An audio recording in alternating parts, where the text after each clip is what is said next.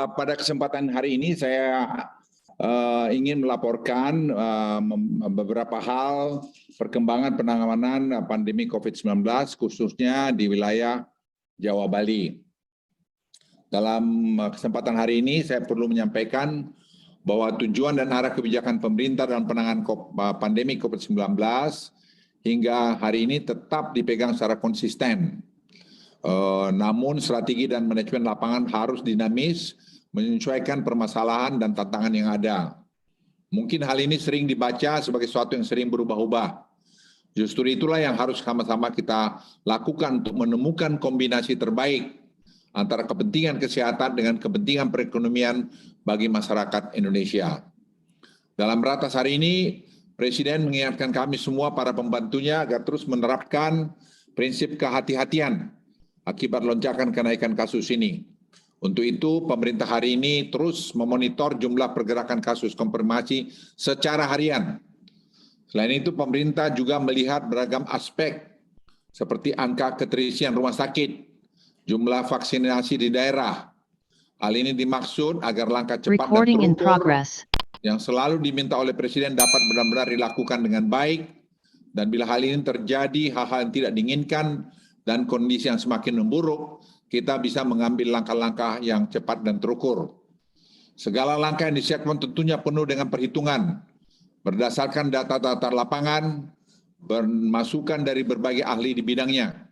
Kami mendiskusikan dengan beberapa epidemiolog terkenal kita dari Universitas Indonesia, dari Gajah Mada, UGM, dari Airlangga, dan juga dokter-dokter asosiasi 5 asosiasi dokter. Sehingga keputusan yang diambil itu dalam proses pengambilan keputusan itu benar-benar kita beranjak dari data dan keadaan di lapangan. Di luar Jawa Bali terlihat bahwa kasus harian memang sudah meningkat ke 499 dengan transmisi lokal sebanyak 496 dan kasus berdasar PPLN sekitar 3 orang dan tingkat kematiannya per tanggal 30 Januari adalah 2 orang dan kasus aktifnya adalah 3.326 dari 61.713 kasus aktif. Artinya proporsi kasus aktif di luar Jawa Bali adalah 5,4%. Di luar Jawa Bali akan ada perpanjangan yaitu tanggal 1 sampai dengan 14 Februari berdasarkan level assessment pandemi, baik itu terkait dengan transmisi komunitas atau tingkat penularan, kasusnya, tingkat kematian, dan juga rawat inap, dan juga responsnya terkait dengan testing, tracing, dan treatment. Tentu masih memperhatikan vaksinasi dosis yang di bawah 50%, dan ini berterima kasih kepada TNI Polri bahwa Maluku sudah meningkat ke 67,7%, Papua Barat di 47,6%, namun Papua masih 27,4%.